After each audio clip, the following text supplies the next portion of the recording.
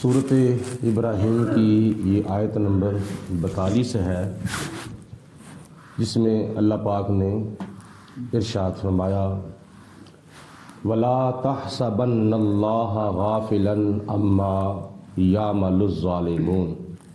ए मुखातिब, ए कुरान पढ़ने वाले, ए कुरान सुनने वाले, तू ज़ालिमों के जुल्म से अल्लाह पाक को बेखबर ना समझ। यानी अल्लाह पाक खबर रखने वाला है कि कौन ज़ालिम कौन सा जुल्म कर रहा है और कितनी देर तक जुल्म करता रहेगा। आखिरकार नतीजा क्या निकलेगा? जुल्म करना ज़ालिम तो पछताएगा, सिर्फ नाम अल्लाह का रह जाएगा। कश्मीर के अंदर इंडिया कितनी देर तक जुल्म करता रहेगा? फ़लस्तीन के अंदर इसराइल कितनी देर तक जुल्म करता रहेगा? बर्मा के अंदर हमारे मुसलमान बहन भाइयों पर कितनी देर तक जुल्म होता रहेगा? आखिरकार एक वक्त ऐसा आएगा कि अल्लाह पाक जालिम और मजलूम के दरमियान इंसाफ करेगा, अदल करेगा। तो उस वक्त जालिम पछताएगा कि मैं क्यों इतना जुल्म करता रहा। इन्नमा युअख्खिरुहुम लियौमिन, अल्लाह ताला तो सिर्फ उस दिन तक जालिम को ढील देता है, मोहलत देता है। तशख़ासु फ़ीहिल अबसार, जिस दिन दहशत की वजह से आंखें खुली की खुली रह जाएंगी जालिमों की। यानी कोई भी हैरत अंगेज बात सुनी जाए तो जिस तरह बंदे की आंखें खुली की खुली रह जाती है ना, जालिमों की इस तरह क़यामत के दिन अल्लाह पाक के डर से, खौफ से आंखें जो है वो खुली की खुली रह जाएंगी। मुहतिईना मुकनिई रुऊसिहिम, और ये लोग क़यामत के दिन अपने सर उठाए हुए दौड़ रहे होंगे मैदान महशर की तरफ, कि जब हज़रत इसराफील अलैहिस्सलाम सूर फूंकेंगे तो उस वक़्त ये जालिम लोग सर उठाए हुए मैदान महशर की तरफ दौड़ रहे होंगे।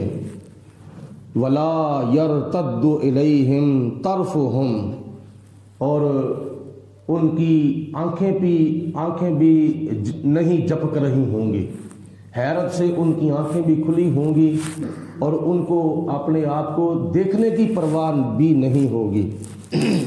व अफ़इदातहुम हवा, और उनके दिल जो है वो सोच से खाली होंगे।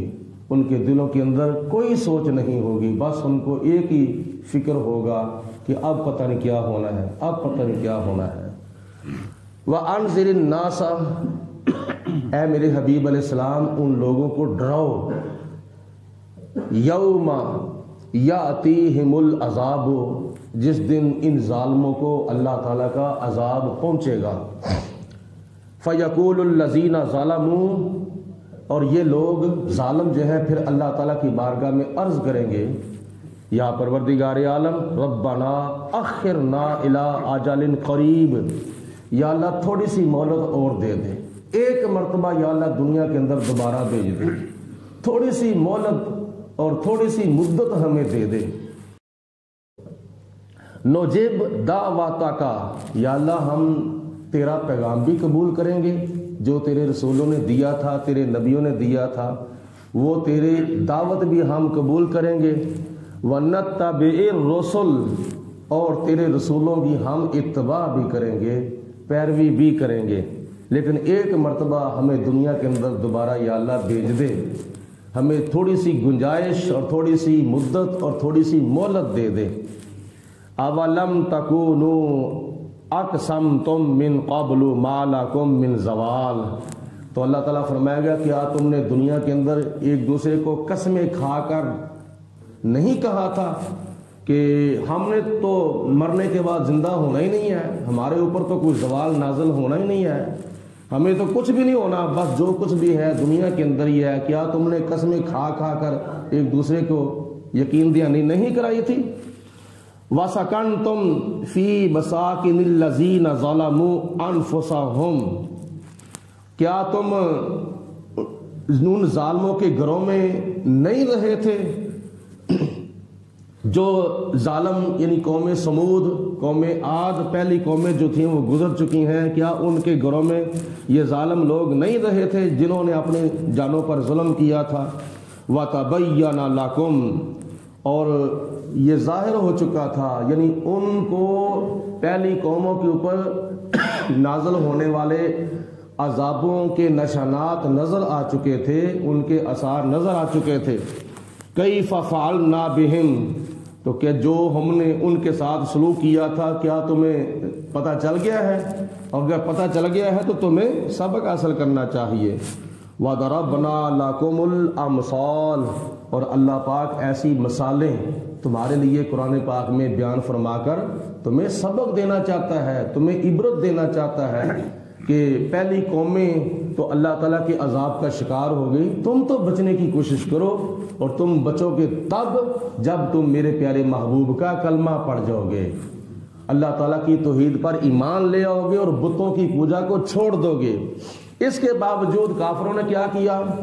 وَقَدْ مَكَرُوا مَكْرَهُمْ، انہوں نے بڑا زبردست ناپاک ارادہ کیا نبی پاک علیہ السلام کے خلاف۔ کوئی کہتا تھا کہ حضور علیہ السلام کو شہید کر دو، کوئی کہتا تھا کہ نبی پاک علیہ السلام کو شہر بدر کر دو، کوئی کہتا تھا حضور علیہ السلام کو قید کر دو، مختلف منصوبے بنا رہے تھے حضور علیہ السلام کے خلاف۔ وَعِندَ اللَّهِ مَكْرُهُمْ، لیکن ان کے سارے منصوبے اللہ تعالیٰ کے کنٹرول میں تھے، خدا تعالیٰ کے قابو میں تھے، کوئی بھی ان کا منصوبہ اللہ پاک کامیاب نہیں ہونے دیتا تھا۔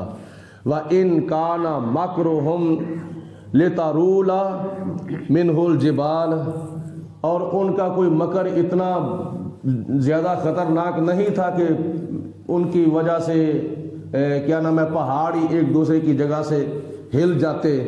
فَلَا تَحْسَبَنَّ اللَّهَ مُخْلِفَ وَعْدِهِ رُسُلَهُ، اے میرے حبیب علیہ الصلوۃ والسلام، اللہ پاک نے جو رسولوں کے ساتھ وعدہ کیا تھا، اللہ پاک وعدہ خلافی نہیں کرتا، بلکہ اللہ پاک ان کے ساتھ کیا ہوا وعدہ پورا کرتا ہے۔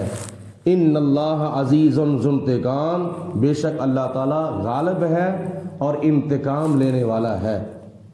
یوم تبدل الارض غیر الارض، جس دن یعنی قیامت کے دن زمین کو دوسری زمین کے ساتھ بدل دیا جائے گا۔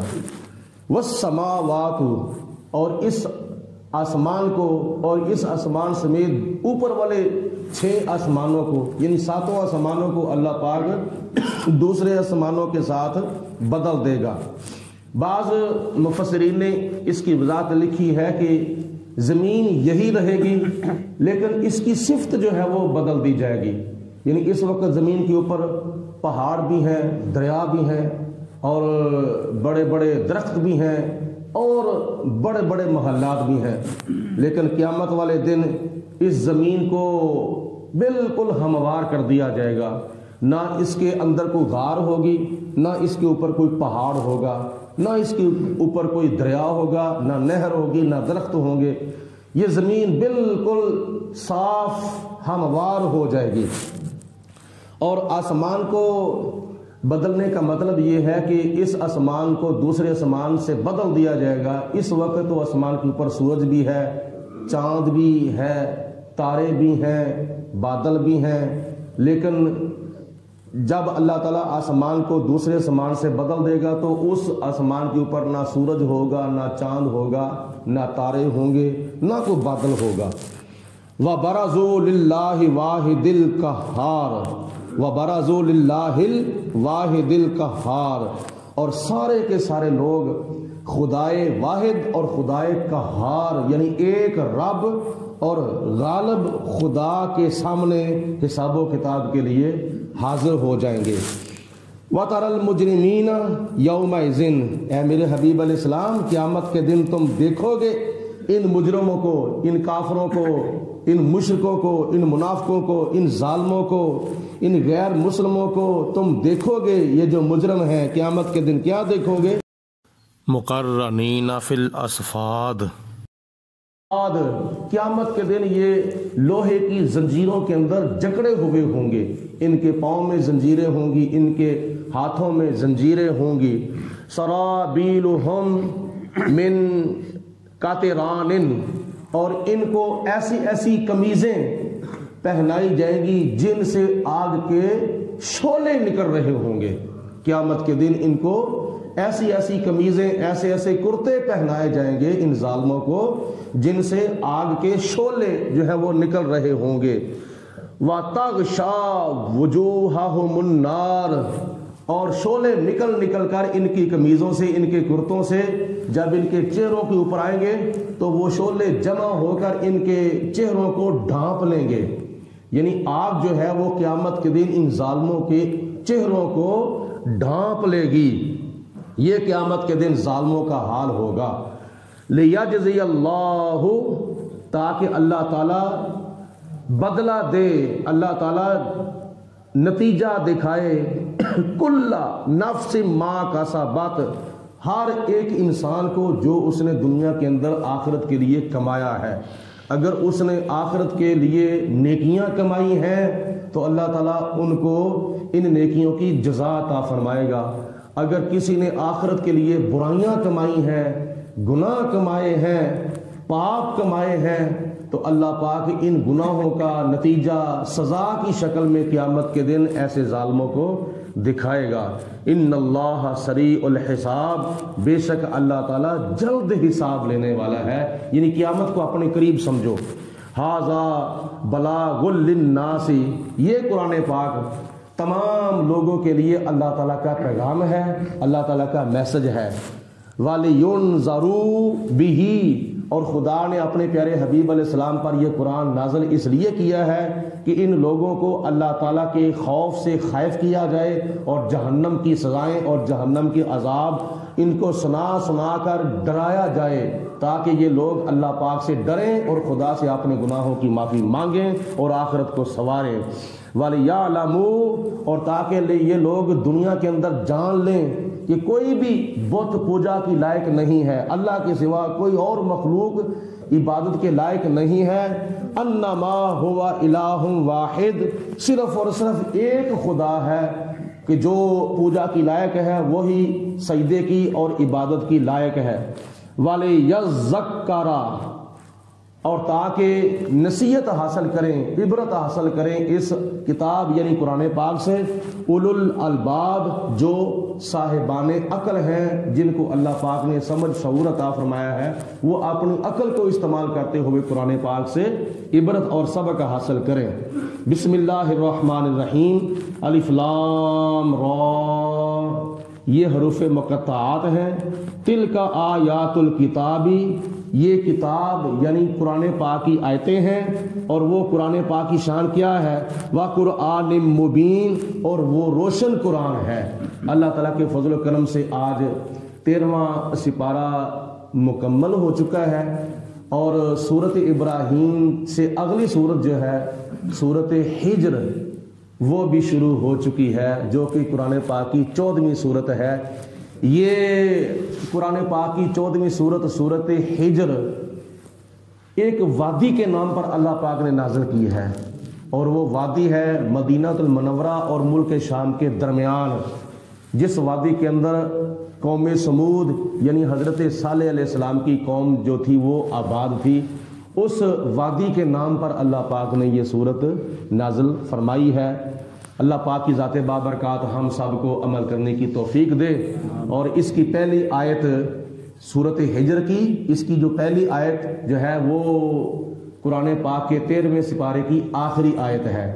آج سورت حجر کا آغاز بھی ہو چکا ہے اور 13ویں سپارے کی تکمیل بھی ہو چکی ہے. کل انشاءاللہ تعالی 14ویں سپارے کا آغاز ہوگا. اللہ پاک ہم سب کو عمل کرنے کی توفیق عطا فرمائے.